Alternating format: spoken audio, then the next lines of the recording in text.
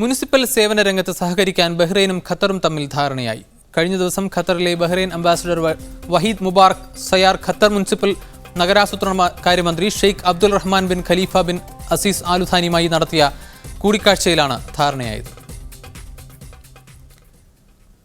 Oman ദേശീയ railway പദ്ധതിയുടെ പ്രാരംഭ നടപടികൾ സജീവമായി. പദ്ധതിയുടെ കൺസൾട്ടൻസി സേവനത്തിനായി 5 അന്താരാഷ്ട്ര കമ്പനികളാണ് രംഗത്ത് വന്നിരിക്കുന്നത്. ഒമാനിലെ സൊഹാർ മുതൽ യമൻ അതിർത്തിയായ മസ്യൂന വരെ നീളുന്ന 2204 കിലോമീറ്റർ റെയിൽപാതയാണ് ഒമാൻ ദേശീയ റെയിൽവേ പദ്ധതി വിഭാവനം ചെയ്യുന്നത്. ഇതിൻ്റെ കൺസൾട്ടൻസി പ്രൊജക്ട് മാനേജ്മെൻറ്റ് സേവനത്തിനായി ജൂണിലാണ് ആഗോള ടെൻഡർ വിളിച്ചത്. വിവിധ രാജ്യങ്ങളിൽ നിന്നായി 29 കമ്പനികൾ താൽപ്പര്യം പ്രകടിപ്പിച്ച് മുന്നോട്ട് വന്നു. എന്നാൽ സാങ്കേതിക വിവരങ്ങൾ സമർപ്പിക്കേണ്ട അവസാന ദിവസമായ ഇന്നലെ 5 കമ്പനികളാണ് രേഖകൾ കൈമാറിയത്. അമേരിക്കൻ കമ്പനികളായ Parsons Brinckerhoff international, Hill international, Parsons international company, Spanish സ്ഥാപനമായ ടെക്നിക്കാസ് റൂയിൻഡാസ്, കൊറിയൻ സ്ഥാപനമായ ദേവോ എഞ്ചിനീയറിംഗ് എന്നിവയാണ് ഇപ്പോൾ പദ്ധതിക്കായി രംഗത്തുള്ളത്. ഈ വർഷം അവസാനം കൺസൾട്ടൻസി കരാർ നൽകുമെന്ന് അധികൃതർ അറിയിച്ചു. വിനോദസഞ്ചാര കേന്ദ്രമായ അൽഹുത്ത കേവ്സിൽ ഗുഹയിലൂടെ യാത്ര ചെയ്യാൻ മാത്രമാണ് ഒമാനിൽ ഇപ്പോൾ റെയിൽവേ സംവിധാനമുള്ളത്. Shinod Shamsuddin, media 1, Muscat.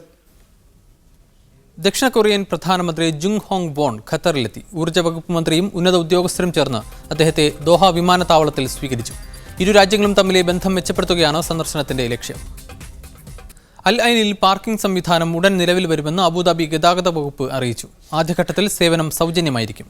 തിരക്കുള്ള നഗരപരിധിയിലായിരിക്കും ആദ്യഘട്ടമായി പാർക്കിംഗ് സംവിധാനം നടപ്പാക്കുക. ഇതിന്റെ മുന്നൊരുക്കങ്ങൾ പൂർത്തിയായി. ഖത്തറിലെ ഷമാൽ ഭാഗത്ത് വില്ലയിലുണ്ടായ തീപിടുത്തത്തിൽ ഒരു കുട്ടിയുൾപ്പെടെ 2 പേർ മരണപ്പെട്ടു. വൈദ്യുതി തകരാറാണ് തീപിടുത്തത്തിന്റെ കാരണം. മരണപ്പെട്ട കുട്ടിയെ രക്ഷിക്കാൻ ശ്രമിക്കുന്നതിനിടെയാണ് യുവാവ് മരണപ്പെട്ടത്. അടുത്ത മാസം 1 മുതൽ ദുബൈ മെട്രോയിൽ തിരക്കേറിയ സമയങ്ങളിൽ വനിതാ യാത്രക്കാർക്ക് കൂടുതൽ സൗകര്യം ഏർപ്പെടുത്തും. നിലവിലുള്ളതിന് പുറമെ കമ്പാർട്ട്മെന്റുകളിൽ സ്ത്രീകൾക്ക് കൂടുതൽ സ്ഥലം അനുവദിക്കും. വൻ തിരക്കാണ് ഇവിടെ അനുഭവപ്പെടുന്നതെന്ന് RTA അറിയിച്ചു.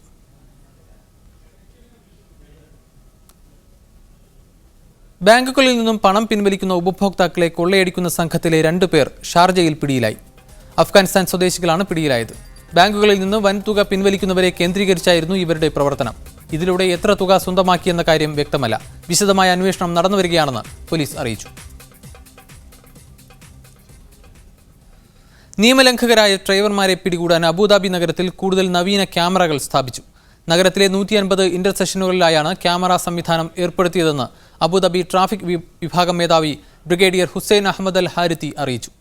എല്ലാ ദിശകളിൽ നിന്നുമുള്ള നിയമലംഘനങ്ങളും ഒപ്പിയെടുക്കാൻ കഴിയുമാറ് ശക്തമാണ് ഈ പുതിയ ക്യാമറകളെന്നും അദ്ദേഹം വിശദീകരിച്ചു. രൂപയുടെ മൂല്യം വീണ്ടും തകർച്ചയിലേക്ക്. ഡോളറുമായുള്ള വിനിമയ നിരക്കിൽ രൂപ 66.30 ഇന്ന് വ്യാപാരം അവസാനിപ്പിച്ചത്. രൂപയുടെ ചരിത്രത്തിൽ ആദ്യമായാണ് രൂപ 66 കടക്കുന്നത്. ഓഹരി വിപണിയിലും തകർച്ച നേരിട്ടു. സെൻസെക്സ് 590 പോയിന്റും നിഫ്റ്റി 190 പോയിന്റും തകർച്ച രേഖപ്പെടുത്തി. കേന്ദ്ര സർക്കാരിന്റെയും റിസർവ് ബാങ്കിന്റെയും നടപടികൾക്ക് ശേഷവും രൂപയുടെ തകർച്ച തുടരുന്ന കാഴ്ചയാണ് ഇന്നും കാണാൻ കഴിഞ്ഞത്. 63.2 ഇന്നലെ വ്യാപാരം അവസാനിച്ച രൂപ ഇന്ന് രാവിലെ മുതൽ തകർച്ചയുടെ ലക്ഷണങ്ങൾ കാണിച്ചു.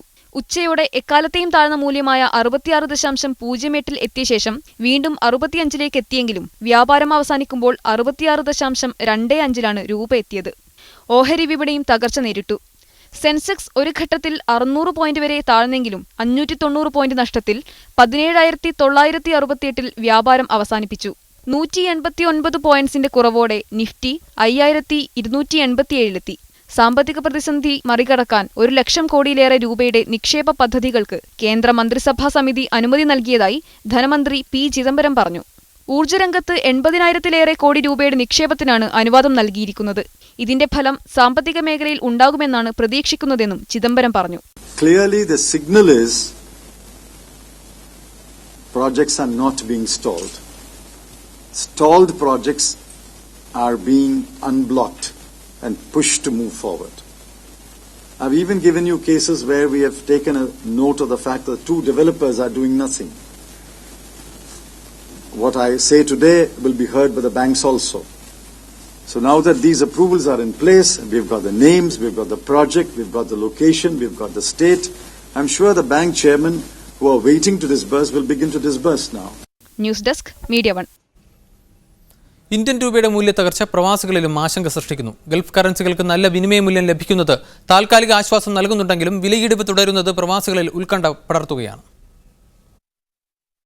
ലോകത്തിലെ ഏറ്റവും വില കൂടിയ കറൻസിയായ കുവൈത്ത് ദിനാറിന് ഒറ്റ ദിവസം കൊണ്ട് 10 രൂപയാണ് കൂടിയിരിക്കുന്നത്. എന്നാൽ 235 രൂപ വരെ വിനിമയ നിരക്ക് രേഖപ്പെടുത്തിയിട്ടും എക്സ്ചേഞ്ചുകളിൽ കാര്യമായ തിരക്കുണ്ടായില്ല. ശമ്പള തീയതി ആകാത്തതും പണമുള്ളവർ കൂടുതൽ വില കിട്ടുമെന്ന് പ്രതീക്ഷിച്ച് കാത്തിരിക്കുന്നതുമാണ് വിനിമയ തിരക്ക് കുറച്ചതെന്ന് എക്സ്ചേഞ്ച് മേഖലയിൽ പ്രവർത്തിക്കുന്നവർ ചൂണ്ടിക്കാട്ടുന്നു. ആൾക്കാർ അയക്കാനൊരു ചെറിയൊന്ന് ഹോൾഡ് ചെയ്തതായിട്ട് കണ്ടു.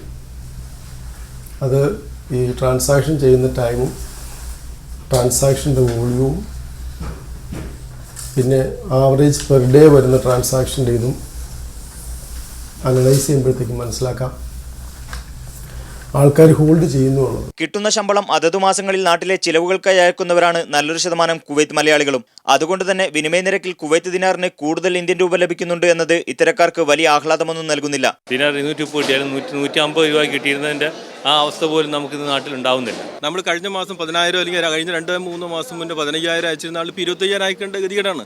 ഭക്ഷ്യവസ്തുക്കളുടെയും IT ഉൽപ്പന്നങ്ങളുടെയും കയറ്റുമതി വർദ്ധിപ്പിക്കുന്നതിലൂടെ തകർച്ചയ്ക്ക് ഒരു പരിധിവരെ പരിഹാരം കാണാനാകുമെന്ന നിർദ്ദേശവും പ്രവാസികൾ മുന്നോട്ട് വെക്കുന്നു. ഒരു രാജ്യത്ത് സാധാരണ കറൻസി ഡിവാലുവേറ്റ് ചെയ്ത് എന്താ ചെയ്യേണ്ടതെന്ന് വെച്ചാൽ അതൊരു എക്സ്പോർട്ട് ഓപ്പർച്യൂണിറ്റി ആക്കി എടുത്തിട്ട് മാക്സിമം എക്സ്പോർട്ട് ഉഷാറായി കഴിഞ്ഞാൽ നമുക്ക് ബാക്കിയുള്ള പ്രശ്നങ്ങൾ പരിഹരിക്കാൻ പറ്റുന്നില്ല. ചൈനയൊക്കെ ഉപയോഗിക്കുന്ന പോലെ എക്സ്പോർട്ട് നമ്മൾ ഉപയോഗിച്ച് കഴിഞ്ഞാൽ നമുക്ക് പല പ്രശ്നങ്ങളും പരിഹരിക്കാൻ പറ്റും. നമുക്ക് വേൾഡിലൊരു കൺട്രോൾ ഉണ്ടാവും. പിന്നെ നമുക്ക് എന്താക്കണം, നമ്മൾ കറൻസി കൺട്രോൾ ചെയ്യാൻ പറ്റും. Munir Ahmed, media 1, Kuwait. Kuwait central ബാങ്കിന്റെ അനുമതിയില്ലാതെ പ്രവർത്തിച്ച 2 മണി എക്സ്ചേഞ്ച് സ്ഥാപനങ്ങൾ കുവൈത്ത് വാണിജ്യ മന്ത്രാലയം അടച്ചുപൂട്ടി. വിദേശ രാജ്യങ്ങളിലേക്ക് അനുമതിയില്ലാതെ പണമിടപാട് നടത്തിയതിന്റെ പേരിലാണ് കുവൈത്ത് മന്ത്രാലയത്തിന്റെ തീവ്രവാദ വിരുദ്ധ വിഭാഗം എക്സ്ചേഞ്ചുകൾ അടപ്പിച്ചത്. ഇവിടെ നടത്തിയ വിദേശ വിനിമയങ്ങളെക്കുറിച്ചും അന്വേഷണം ആരംഭിച്ചിട്ടുണ്ട്. ഒമാനിലെ ലിവയിൽ മലിനീകരണത്തിൽ പ്രതിഷേധിച്ച് പ്രകടനം നടത്തിയ ജനപ്രതിനിധികളെ അറസ്റ്റ് ചെയ്ത നടപടി വിവാദമാകുന്നു. ഷൂറ കൗൺസിൽ അംഗം ഡോക്ടർ താലിബ് അൽ മഅ്മറിയുടെ അറസ്റ്റ് അന്വേഷിക്കാൻ ഒമാൻ പാർലമെന്റായ മജ്ലിസ് ഷൂറ പ്രത്യേക സമിതിയെ നിശ്ചയിച്ചു. സഭ സമ്മേളിക്കുന്ന കാലയളവിൽ അംഗത്തെ അറസ്റ്റ് ചെയ്യാൻ 1/3 അംഗങ്ങളുടെ അനുമതി വേണമെന്നാണ് നിയമം. അല്ലാത്ത സമയത്ത് കൗൺസിൽ ചെയർമാന്റെ അനുമതിയും വേണം. മഅ്മറിയുടെ അറസ്റ്റിൽ ഇതൊന്നും പാലിച്ചില്ലെന്ന് പാർലമെന്റ് അംഗങ്ങളുടെ ആരോപണമുണ്ട്. കോഴിക്കോട്ട് വിദേശ പൗരൻ പ്രായപൂർത്തിയാകാത്ത പെൺകുട്ടിയെ വിവാഹം ചെയ്ത സംഭവത്തിൽ വിവാദം തുടരുന്നു.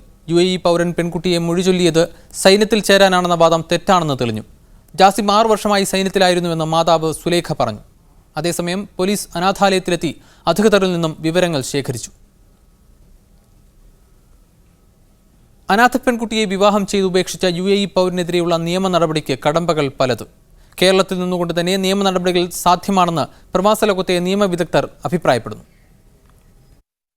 അനാഥ പെൺകുട്ടിയെ UAE പൗരൻ വിവാഹം ചെയ്തുപേക്ഷിച്ച സംഭവം പെൺകുട്ടി മലപ്പുറം ജില്ലാ ചൈൽഡ് വെൽഫെയർ കമ്മിറ്റിക്ക് നൽകിയ പരാതിയെ തുടർന്ന് വിവാദമായിരുന്നു. UAE സ്വദേശിയായ ജാസിം മുഹമ്മദ് അബ്ദുൽ കരീം അബ്ദുള്ള അൽ അഹമ്മദ് പെൺകുട്ടിയെ അറിയിക്കാതെ UAEയിലേക്ക് മടങ്ങുകയും മൊഴി ചെല്ലുകയും ചെയ്തുവെന്നാണ് പരാതി. കുറ്റാരോപിതനെതിരെ UAEയിൽ നിയമ നടപടികളുമായി മുന്നോട്ടു പോവാൻ സാമ്പത്തിക ചിലവും രാജ്യത്തെ മറ്റ് ചില നിയമപ്രക്രിയകളും പൂർത്തീകരിക്കേണ്ടതുണ്ട്. എന്നാൽ നിയമ നടപടി കേരളത്തിൽ നിന്നു തന്നെ തുടരാവുന്നതാണെന്ന് നിയമവിദഗ്ധർ അഭിപ്രായപ്പെടുന്നു. ഇതിൻ്റെ എല്ലാം നടന്നിട്ടുള്ളത് ഇന്ത്യയിൽ വെച്ചിട്ടാണ്, കേരളത്തിൽ വെച്ചിട്ടാണ്. അപ്പം കൂടുതൽ ഇതിനകത്ത് കേസ് കൊടുക്കാൻ കൂടുതൽ ജൂറിസ്ഡിക്ഷൻ കൂടുതലായിട്ട് കാണുന്നത് കേരളത്തിൽ വെച്ചിട്ടുള്ളതാണ്. കേരളത്തിൽ തന്നെ കേസ് കൊടുത്തുകൊണ്ട് അവർക്ക് പ്രതി UAE പൗരനാണെന്നും തൻ്റെ ഭർത്താവായി വിവാഹം രജിസ്റ്റർ ചെയ്തിരിക്കുന്ന മഹലിൽ അതിൻ്റെ വിവാഹ രജിസ്ട്രേഷൻ സർട്ടിഫിക്കറ്റും വെച്ചുകൊണ്ട് അവർക്ക് നാട്ടിൽ തന്നെ ഒരു പരാതി കൊടുക്കുന്നതായിരിക്കും നല്ലത്. ന്യൂയോർക്കിൽ നടന്ന ട്രീറ്റി പ്രകാരം കേസുകളിലെ കോടതി വിധി ഇതര രാജ്യത്തും നടപ്പിലാക്കാനുള്ള അവസരം ഇതിന് പ്രയോജനപ്പെടുത്താം. UAEയിൽ ഒരു കേസ് നടന്നിട്ടുണ്ടെങ്കിൽ ഇവിടുത്തെ ജഡ്ജ്മെന്റ് എടുത്താൽ നമ്മൾ നാട്ടിൽ ഇന്റർപോൾ വഴി നമ്മളത് എക്സിക്യൂട്ട് ചെയ്യുന്നുണ്ട്. ഇപ്പം സന്തോഷ് മാധവന്റെ കാര്യത്തിലായിരുന്നാലും നമുക്ക് അറിയാവുന്നതാണ്. അപ്പോൾ അത്തരം ട്രീറ്റി അങ്ങോട്ടും ഇങ്ങോട്ടും നിലവിലുള്ളതാണ്. അപ്പോൾ അങ്ങനെ ഉണ്ടെങ്കിൽ അതിവിടെ നടത്താൻ പറ്റും എന്നുള്ളത്. കാരണം കോമ്പീറ്റൻ്റ് കോർട്ട്സിൻ്റെ ജഡ്ജ്മെൻറ്റ് വന്നു കഴിഞ്ഞാൽ, അത് എക്സിക്യൂഷൻ വന്നു കഴിഞ്ഞാൽ, ആ ജഡ്ജ്മെൻറ്റ് ഫൈനലായി കഴിഞ്ഞാൽ ആ ജഡ്ജ്മെൻറ്റ് എക്സിക്യൂട്ട് ചെയ്യാൻ ആ വ്യക്തി, എക്സിക്യൂട്ട് ചെയ്യപ്പെടേണ്ട വ്യക്തി ആ രാജ്യത്തില്ല എന്നുണ്ടെങ്കിൽ മറ്റു രാജ്യത്താണെന്നുണ്ടെങ്കിൽ അവിടേക്ക് നമുക്ക് ഇത് ജഡ്ജ്മെൻറ്റ് അയച്ചു കൊടുത്തോട്ട് എക്സിക്യൂട്ട് ചെയ്യാൻ പറ്റും എന്നുള്ളതാണ് ഈ ട്രീറ്റിയുടെ പ്രത്യേകത. ഇസ്ലാമിക നിയമം അടിസ്ഥാനമാക്കി പ്രവർത്തിക്കുന്ന UAEയിലെ നിയമപ്രകാരം മൊഴി ചെല്ലുന്നതിന് ചില നിബന്ധനകളുണ്ട്. ഇത് കുറ്റമാരോപിക്കപ്പെട്ടയാൾ പാലിച്ചില്ല എന്നതും പെൺകുട്ടിയുടെ പരാതി പരിഗണിക്കപ്പെടാൻ സഹായകമാവും. UAEയിലെ പ്രമുഖ ഇംഗ്ലീഷ് പത്രങ്ങളിലും വാർത്ത ഇടം പിടിച്ചത് ഏറെ ചർച്ചയായിരിക്കുകയാണ്. Haris Arikkulam, media 1, Dubai. അബ്ദുൽ നാസർ മഅദനിയുടെ ജാമ്യാപേക്ഷ കർണാടക ഹൈക്കോടതി തള്ളി. വിദഗ്ധ ചികിത്സ ലഭ്യമാക്കണമെന്നാവശ്യപ്പെട്ടാണ് മഅദനി ജാമ്യാപേക്ഷ സമർപ്പിച്ചിരുന്നത്. മഅദനിക്ക് സുപ്രീം കോടതിയെ സമീപിക്കാമെന്ന് ഹൈക്കോടതി അറിയിച്ചു. ഇനി ഇന്നത്തെ കറൻസി നിലവാരം. സൗദി റിയാൽ 17.66, UAE ദിർഹം 18.03, ബഹ്റൈൻ ദിനാർ 175.69, ഖത്തർ റിയാൽ 18.19, കുവൈറ്റ് ദിനാർ 232.75, ഒമാൻ റിയാൽ 172.